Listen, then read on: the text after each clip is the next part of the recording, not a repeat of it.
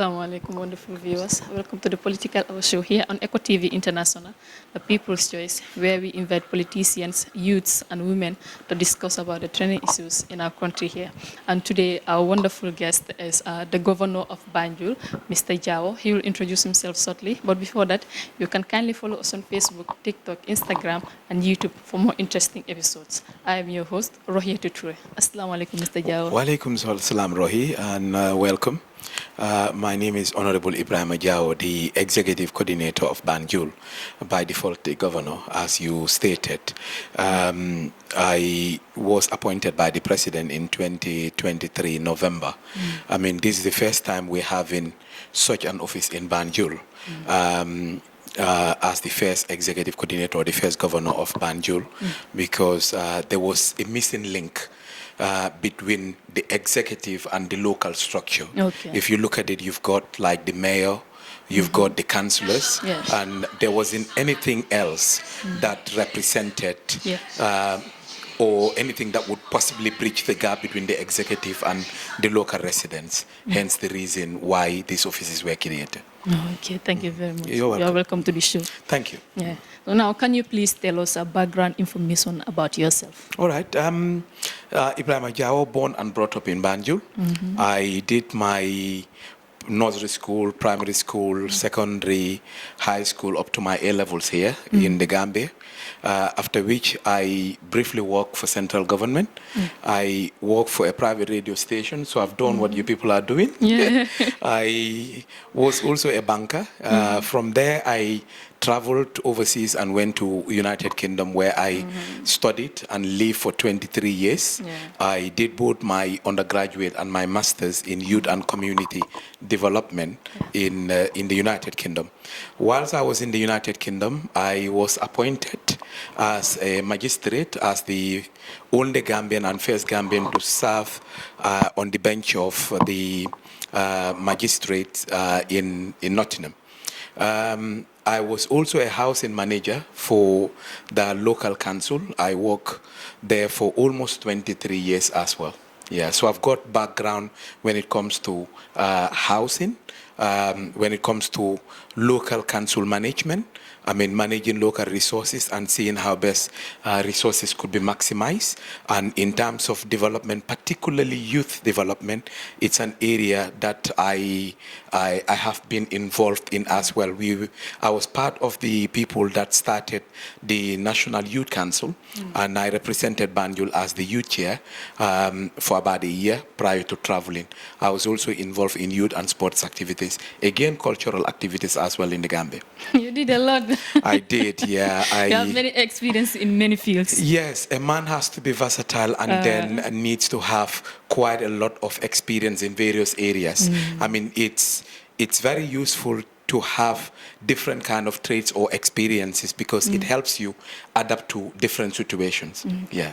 Okay, and we've also learned that you were a comedian too. Yes. Yeah. How is it like being a comedian? I was one of the, I think when Gambia television came in the late 1990s, I was one of the first Gambian actors, I would say, that emerged on television and was quite renowned. We had Pasicchio, which was like a comedy show, but again, I was a member of the theater drama group that did quite a lot of sensitization on corruption, on, malpractices that were happening. I mean, we also educated the youth and again championed the rights of women and things like that. Those were things that we dramatized and showcased on national television. I won the Best Actor Award in 1994-5, I think, yeah, if I remember right. Yes, I mean, it was fairly new in the Gambia to see Gambian born and brought up getting involved in drama. So it was quite new. And my family were also surprised to see me on television, and they would be like, "You don't give it, why are you doing this?" and all that. So, it was difficult for Gambians to conceptualize that. But I use drama, I use comedy as a mode of transmission to transmit my message to the public. And I found that quite important, and it was an easy way of communicating to members of the public. When I went to UK, I actually did HND in acting and directing. I can direct and what's it called? Direct plays and things like that. I can write scripts and all of that still. Yeah. So are you still working on it too? I am not. I am kind of a bit rusted. I wouldn't say I've been doing it for like a good number of years. I haven't. But many a time people would write stories or would engage me and say, we want to write this storyline. What do you think? And then I'll give my advice or support in relations to that. Yeah. I am not performing, but I wouldn't say I am directly involved, but indirectly still in it. Behind the scenes. Scenes, yeah. All right. So, and also you've mentioned that you went abroad, which is America. No, UK. UK, okay, Yeah. sorry, UK. Then after, from there, you came back to the country, and then you were appointed by the president. Yeah. What was the relationship between you and the president? Okay. I'm a Gambian like every other ordinary Gambian, and the president, I wouldn't say we have a personal relationship. Okay. He is the president of all Gambians. Yes. I mean, he consulted the people that he wanted to consult when he thought of setting up this office, and as a Banjulian, he deemed it necessary to give me that opportunity. I mean, with my experience, my expertise, and the fact that I'm also a seasonal politician, he decided to appoint me into this role. I thank the president with the whole executive for the trust that they have in me, but I think over the 2 years, past 2 years, we have been able to deliver what we're supposed to deliver, not only for Banjulians, but I would say the Gambians in general.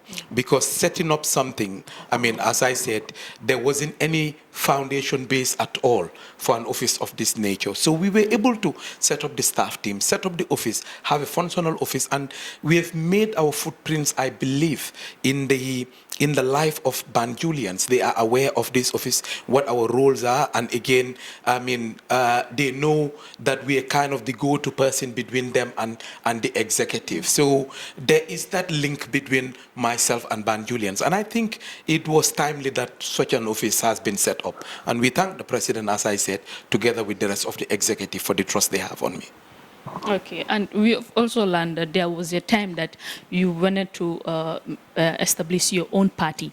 Yeah, what really motivated you wanting to establish your own party? It wasn't like wanting to establish my own party. Most of the young people in Banjul, some young people from Banjul approached me and wanted me to run as a mayor. Okay. I mean, that was the thing. It's not like I wanted to. There were talks about, setting up a young people's political party and all that. Yeah. But, I mean, looking at the political stage at the time in the Gambia, and knowing that some of our ideologies were already on the political scene. And you had, for example, the NPP that I subscribed to after, I mean, demonstrating that and doing that. So there wasn't any problem in us subscribing to like the ideologies of the president and the NPP, for example. So we line ourselves up with that rather than having to set up our own thing. And I think it's useful because now we're administrators. We've also got a political kind of responsibility at the same time as the administrator or the executive coordinator. I think we're able to marry the two. All right. And I'm talking about roles. Yeah. What are your roles as the mayor, the governor of Banjul?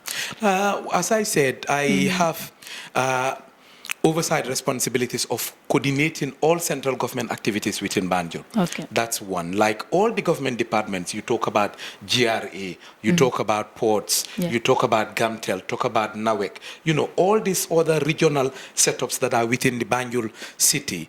I have a responsibility of coordinating their activities in the sense of knowing what they are doing. Any kind of challenges Banjulians have in relation to some of these service providers, they would have to come through me, and then I am kind of the link. We have what's called TAC, which is a technical advisory committee, and this committee comprises of all of these various stakeholders within Banjul.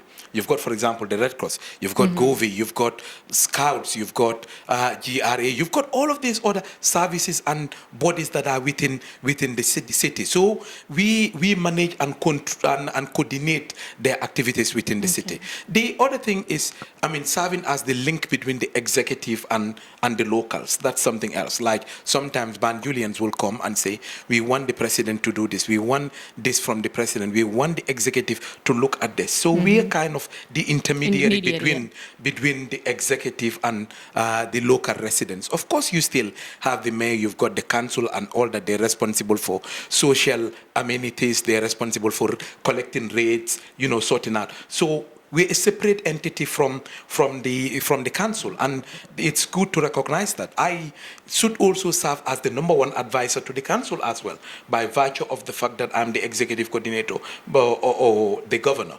So the other responsibility I have is looking at all programs within Banjul. For example, if there were issues with like the main roads and things like that, that comes under me, like constructions of major roads. When it comes to feeder roads or, you know, interior roads, that's the responsibility of the council. So this is where, you know, our roles and responsibilities differ from each other. Yeah. Okay, and also as the governor of Banjul, what are some of your major challenges that you faced? I think initially coming in, there was some kind of reluctance from some corners, and that's obvious to happen, based on the fact that, you know, some people are resistant to change, and some people saw us as a threat and thinking we've come in to take up their positions, or we will be scrutinizing them, or having to go and report and things like that. That's not what our mandate is. We're here to see how best we can reinforce or support the existing stuff, and again see what we can possibly add up to make things better, and again to get services deliver what they should deliver for the people of Banjul. So, I mean, I would say that was a challenge at the beginning, but I think with time and seeing what we have been doing and the fact that we've got that connectivity between us and the local people, people are easing up now. So there is that. That was one of the main challenges. The other challenge we have, we are central government, and I am a central government employee. I haven't got like a vote or budget for social activities. So sometimes you'll have people come into this office and say, "Suma dom dafa pass exams and needs to go to school. I want scholarships for them. I mean, I'm struggling to pay my water bills, or I have been given a notice to quit," and all of those, wanting help, you know, in relations to those. It's not like I have got on my budget, I haven't got a budget line to deal with issues of that nature. So what I tend to do is, this office serves as an advocate and signposts people to various services that are able to provide those kind of support. And, you know, so sometimes some of the stuff that we also get from other people, when people approach, if there is rice, for example, and we know they're struggling, we give them things like that. But these are not things that we should be doing, because it's not part of our mandate. But of course, as Gambians, we know how interwoven our community is, and the fact that I'm very close to the market. So if you were here earlier, you would see at least 2 people or 3 people passing by because they want to go to the market and are struggling. So these are some of the challenges that we have. Yeah. Okay. And also, you know, Banjul has a mayor too. Yes. So what is your relationship between the mayor and your office, and your working relationship too? Okay. As I said, I should be the #1 advisor to the council in general. That includes, of course, the mayor, when you talk about the council. When I came, I wrote and requested a courtesy visit to the mayor instead of them coming to me. I requested to go, but I believe due to her busy schedule, that hasn't still been honored. And I'm talking about 2 years ago when I did that.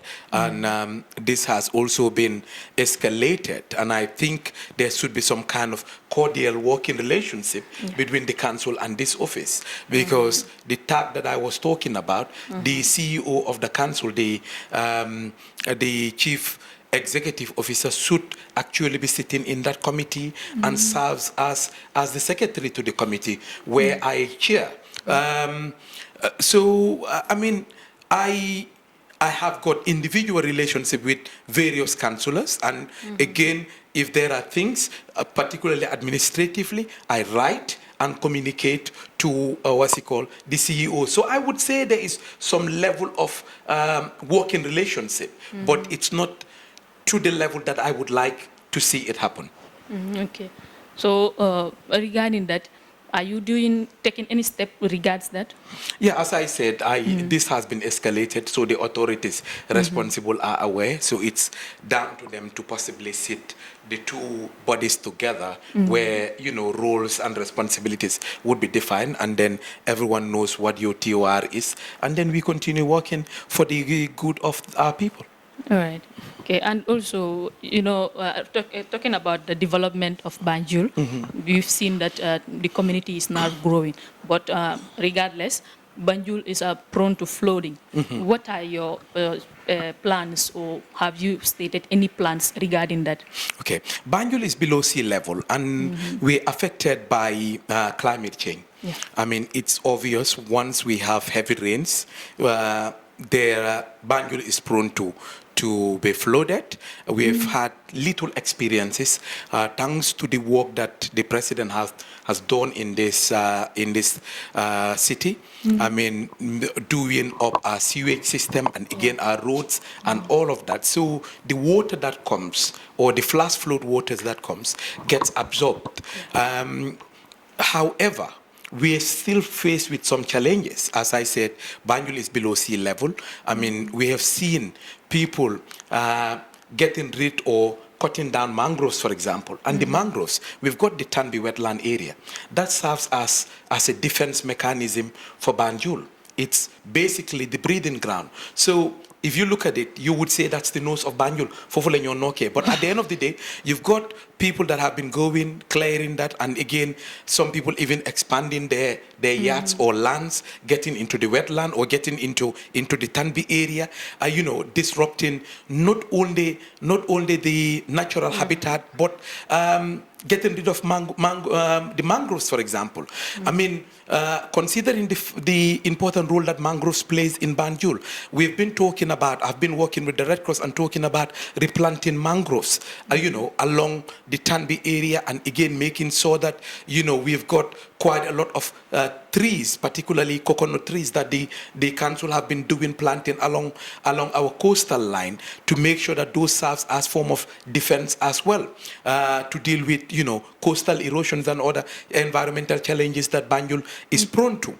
The thing is, the ecological system it's also affected and badly damaged by the fact that people tamper with the mangroves. As I said, today you go along Bone Road, for example, you will see quite a lot of backfielding happening, people clearing the mangroves and turning those places into stores and all sorts of outlets. These are things that we have brought up formally, and the Ministry of Local Government Lands and Local Government and Religious Affairs are aware, and they've been taking steps to address that. We've also been working with physical planning to make sure people are also aware, and where we have seen structures that shouldn't be in certain areas, engaging them and seeing what can be done to address those. Okay, and the people acquiring those places and cutting down the mangroves, do they get it legally or something else? I am sure they have got some kind of legal papers. We know what it's like. I mean, I think sensitizing our people and getting to know that, I mean, it shouldn't even be it should be a non-starter, actually. People shouldn't actually be encroaching those and even requesting to get planning permissions and all of, or building permissions or whatever. I mean, we need to be sensitizing our people, and I think those of you that are in the media have a role to play in that as well. Okay, and also looking at Banjul, you can see that it is surrounded by water. Yes. Yeah, and during the time I was going to school, I can remember one of my teachers was there. He said that there will come a time Banjul will be no more because the sea level is eating up Banjul, slowly eating it. So the time will come, Banjul will be no more. So this is what I want to know. Is this something which is true, or are you also working on it? Because Banjul is surrounded by water. Yeah, Banjul is an island. Yeah. That's a hard fact. And we're below sea level. Even if you dig here, 80 centimeters to to 90 centimeters, you'll have water coming out. So that's a challenge that we have. We're an island. We're inhabitants of an island. And the island has been in existence for hundreds of years, and it's still here. Obviously, we're affected by climate change, as I said, but we need to see what we can possibly do to possibly defend that and put up some measures that would avert, the sea taking over Banjul. And we all have a responsibility. Whether you're a Banjulian or non-Banjulian, we have a responsibility. We need to plant more trees, one. The other thing is we need to make sure along our coastal sites, particularly areas that have been identified as places where permanent structures shouldn't be built are not built, And again, the people of Banjul also need to take responsibilities by making sure that, we clean the environment. And again, the council is also encouraged to collect rubbish or garbage, because that could also stop the flow of rubbish or waste into our sewage system. These are things that we need to look at. Okay, and also about the traffic and transportation system, you've seen that the traffic is always congested. So do you have any plans regarding that to see the smooth running of the people? I wish I can have my way tomorrow, Rohi. Banjul will be demarcated into different zones. I have said this to the highest level. I have discussed this with the various services that are here, including the National Environment, even physical planning, at senior level, I have talked about the importance of putting Banjul into various zones. You have a residential zone, for example, have an industrial zone, have an administrative zone, have a commercial zone. Banjul needs that. And we also need to have congestion zones as well in Banjul. For example, where I am now, this is closer to the administrative area, but again, it's in the commercial area. So vehicles that are coming into Banjul or coming into this part of, it's an income-generating venture for the council. The council can look at putting up bylaws and making sure that any vehicles that wants to come close to Central Bank or wants to come close to State House, you'll have to pay certain amount of money in order to be able to get in. Those that are not paying it, to stop, I'm just giving an example, to stop by the Arch or by the Central Mosque on King Fahad Central Mosque around that area, create parking lots where vehicles would stop, and we encourage people to be walking. That would obviously encourage, it would encourage people to be more active, physically. And again, we can look at investing in bicycles, and that could clean the environment as well. It would make the environment pollution free. These are things that are needed. And this is what happening in most cities. So there isn't, Banjul may be small, but Banjulians haven't got small minds. There isn't anything stopping us from putting measures like that in place to make sure that it reduces congestion. There is easy flow of traffic, the environment, the air quality in Banjul would also be a lot better, because you will have lesser cars that would be coming right into the city. So these things are needed to be put in place. Okay. To remind the viewers again, you are watching Eco TV International, the People's Choice, where we invite politicians, youths, and women in our Political Hour program show. And today, to remind you again, our special and esteemed guest is the Governor of Banjul, Mr. Ibrahim Jao. And our discussions are based on his work and the development that he has brought in the Banjul and the way forward.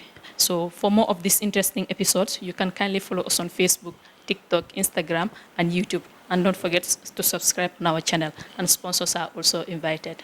Well, Mr. Jao, now talking about our unemployment too, it has still remained as the biggest challenge of the Gambia. So now, as the governor, what is your office doing to see that the people of Banjul or the Gambia at large have this job opportunity or employment?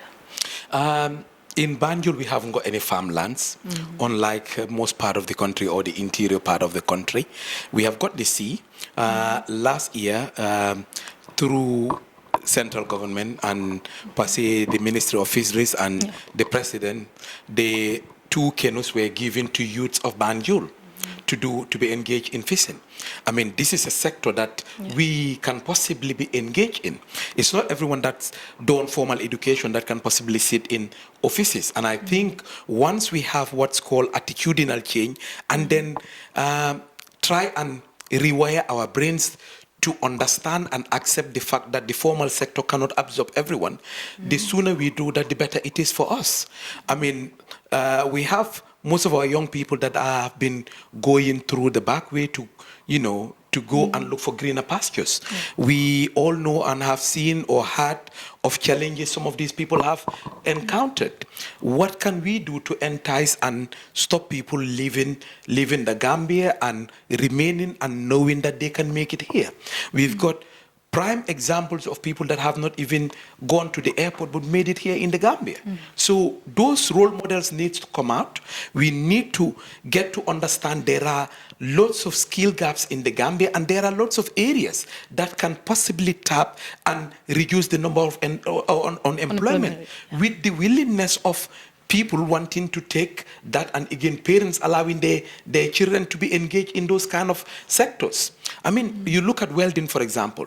Look at things like carpentry. You look at auto mechanics and all of these things. Today you've got like a TVET center here in Banjul, the Crab Island TVET center that Honorable Usman Silla and his team are doing so well in absorbing and training our young people into all of these areas, constructions, all of these areas that I talk about. So we need to encourage our young people to look at those sectors. And I think that could absorb quite a lot of people in. The other thing is those people that are outside of Banjul area, generally, we look at farming. I mean, at the end of the day, we import. Look at the amount of rice that we're importing every day. We could be food sufficient if every household is engaged in farming, for example.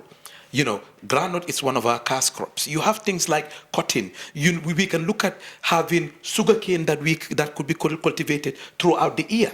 The other thing is you look at, how do you call it? Is it chak-chak or tuk-tuk or whatever you call it? These small motor vehicles that have been driven around Manjai, Bakote, and some other areas. If you look at most of the people that are doing that, they're non-Gambians. So and those people are here making it here.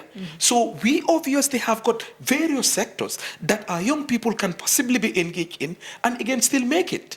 But having that idea that if I do not leave my mother's soil, I wouldn't be able to make it, I think that's the wrong notion. Some of us have been away and have come back. I mean, I think we all have a responsibility towards this very Gambia. We have nothing more than this Gambia. So I would encourage all of us to be, to be keen in making sure that, people are sensitized and they get to understand the importance of staying in the country and contributing productively. Yeah, and I think it is more like to say, what can I do for my country? Rather than what my country can do for me. Exactly. All right. And also about the future of the port. It is the port of the Banjul is a vital economic asset. Yes. So how are you working with the port authorities so it becomes a modern, efficient hub for the trade that creates more local jobs and stimulates the city's economy? Yes, we have engaged Alport, the ones that are taking over. GPA is still around there, the landlords. I mean, we have a good working relationship with both teams.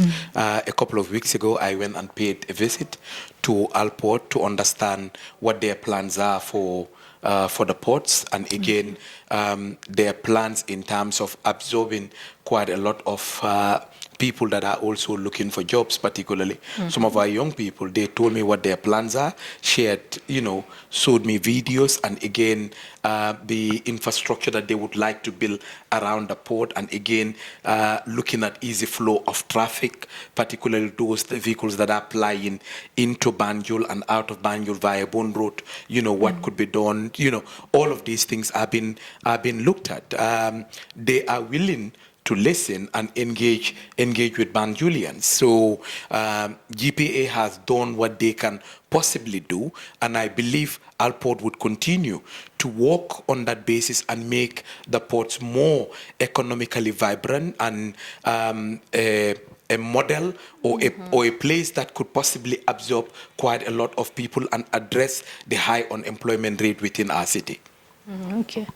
All right. And the tourism and heritage site, how do you plan to reveal the Banjul's unique history, including its role in the transaction of the slave trade and its colonial past, to develop a more robust and cultural significant tourism industry that benefits local guides and businesses?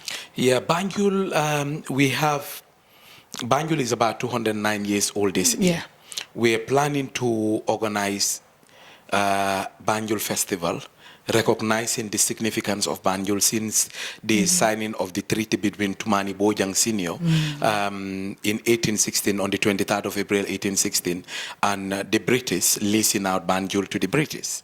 The role that Banjul has played economically, politically, socially, and again culturally, the role that we still play.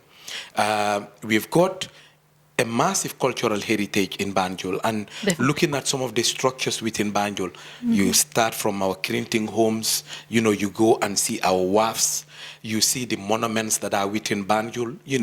We, National Council for Arts and Culture with UNICEF, have listed over 450 something buildings or structures and monuments within Banjul that are deemed as or classified as cultural heritage. And we are doing everything possible to make sure those structures are safeguarded. One of those ones is the ABC, Ako and Boys Club, which is the structure that's behind the Christian cemetery. A couple of weeks ago, when we had the heavy rains and the wind, part of the structure collapsed. I went out to see the structure and engage National Council for Arts and Culture and see what could be done to possibly preserve that structure, but again limit people's access to the structure as well, whilst maintenance or renovation work takes place, making sure those heritage still remain, because that could possibly attract tourism. In Banjul. Banjul was a tourist hub, and we can continue to benefit in tourism. It was funds from tourism that paid for my own fees. My mother was a vendor at the tourist market, both here in Banjul and Wadna Beach. My grandmother, in fact, was as well. They had stalls in these places, and this is what paid for our upkeeping and then our school fees. So, I mean, people made it through that, and I see no reason why the women, the men that are selling leather, the wood carvers, the tie and dye sellers or vendors, all of these other people to be able to make it. And again, Banjul as a cultural center should continue to attract visitors from both in the Gambia and out of the Gambia. And that could possibly generate lots of revenue for our council. It could also give economic empowerment or freedom to our women who are even selling nyambe, nyebe, yasa or akara on the street. We need to revive it and make sure, these places are well kept. We talked about Tanbi, the wetland, for example.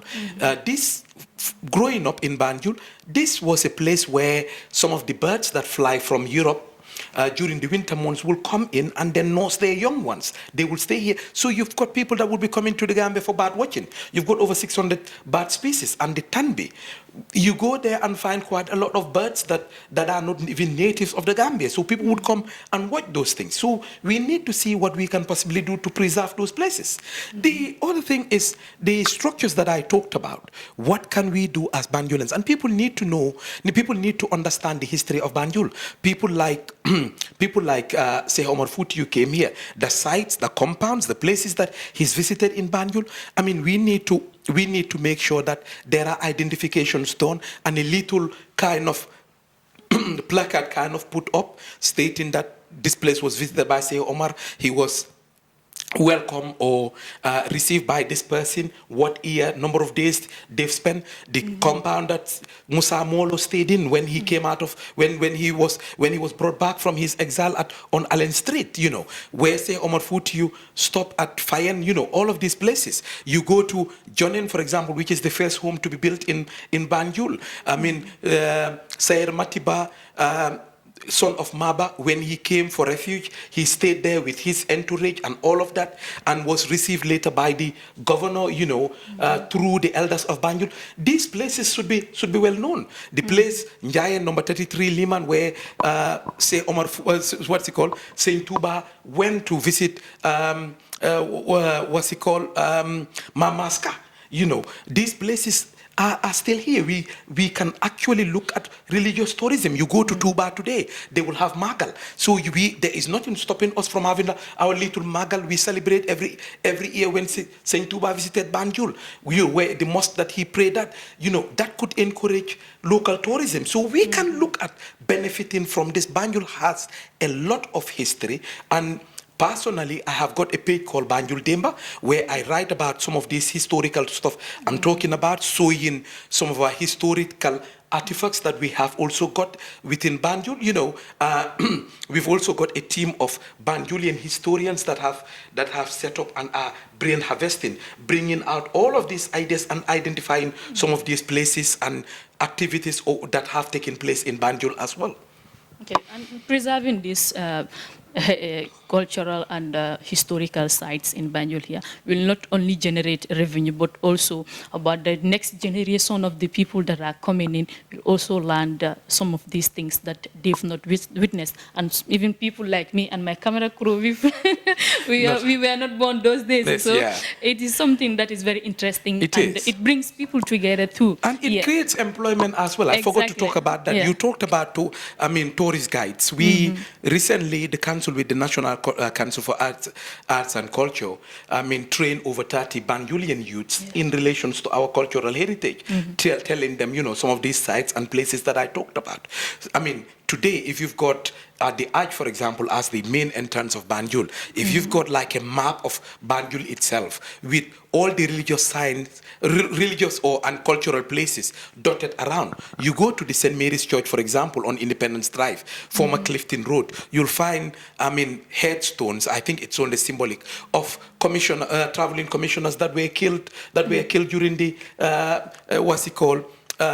during the war in Kiang, I think. It was Kiang, I think. My own Kia. Yeah. So, it's important for people to know about those. Yeah. You go to Makati Square. So all of these young people being trained to understand their cultural heritage and again use it for employment, that would be good. As I said, if you have at the entrance of the arch something symbolifying or signifying the various places or locating the various places, to go to St. Mary's Church, walk 300 meters, to go to Wesley Church, walk this, to go to Hagan Cathedral Church, this is where you need to go to, so where all the mosques are, all the religious places and historical places, that would be important. The other thing is having some of our tour guides or our tourist guides, as you said, have something like, I don't know, it may be difficult to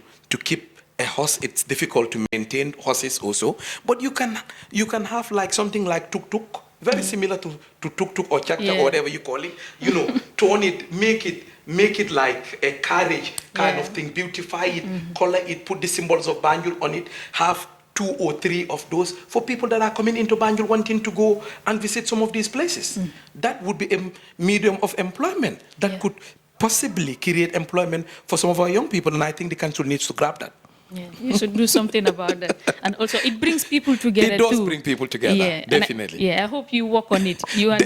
Definitely. I've got all these ideas. If I am given the opportunity, I would definitely love to see this material. Inshallah, may God help you too. And also, about your vision and future for the Banjul and for the Gambia at large. In the before 2040 or the next 2040, if you could realize one transformative project for Banjul that would define your legacy as governor, what would it be? I think I've just talked about it, seeing how best we can preserve our cultural heritage and making it unique and make it belong to Banjul. If I am able to bring that ownership and see Banjul as a tourist hub again, a center of course, as the center of power, but again, an economic hub where businesses would possibly Flourish, operate 24 hours, flourish. That would be a legacy that I can leave for my grandkids and future Gambians that are yet to be born. I mean, I realize Fanal is one of our cultural heritage, non-tangible cultural heritage in Banjul. 2 years ago, when I was first appointed, I realized there was only one Fanal in Banjul. And growing up, when we were young, during Christmas period, you will see fanals on every street. All the views, some family homes will build fanals and would have patrons, people that these fanals are named after. The togetherness you're talking about, the symbol of identity Banjulians were known for. You know, these things were activities that promote unity. It brought about understanding. It also preserves our culture. It was what's it called? An activity where people showcase their talent. You know, women will come, would create songs, you know, train people how to sing the songs and do things like that. So, I mean, I realized there wasn't any fanal but one fanal in the whole of Banjul. I said, no, I have been appointed as governor. What can I do to revive fanal? I cannot allow this to die. So, together with my team at Dekali Banjul, we work together, that the team with this office work together, and we set up the first fanal competition in many years. I think for almost 15 years, we've not had fanal competition in Banjul. I brought it back. So you had young people built up fanals, and they came out to the arch and competed, wearing traditional costumes, coming up with the original songs, and things like that. So these are things that I would like to see happen. And every year we have the Egere, for example. You will have the Mbar or the Kasak or the male circumcision rites. These are things that are also part of our cultural heritage here in Banjul. So we have this annually during Christmas time. Banjul have taken that ownership. What can we do to make this a lot better? These are things that we need to ask ourselves. And I would like to see those things continuing to happen, and again, encouraging people from outside to come in. Not only to attend those, but see how best we can even organize workshops alongside the activities. If you bring like some of the young people that were born in the diaspora, they may have had the, you know, the operation done, I mean the circumcision and all that, but they may not have gone through the workshop or the rituals to understand, you know, the meaning of passing, saying two shoes going at divergent, you know, divergent directions. What does that signify? What does it mean? You know, the non-verbal communication, you know, all of these things. Teaching those young people, bringing them for a week or so, having a workshop, getting someone who is a Takan Samba to teach them some of those, that could generate lots of revenue for Banjul. Yeah. We can all agree that you revive the spirit of Banjul. Definitely. All right. So the time is our enemy. It has already ended. So please, what is your last abet for the people before we leave? Yes, I would like to take this opportunity and thank you, Roy. Thank the camera crew. I mean, thank the proprietor of Eco TV.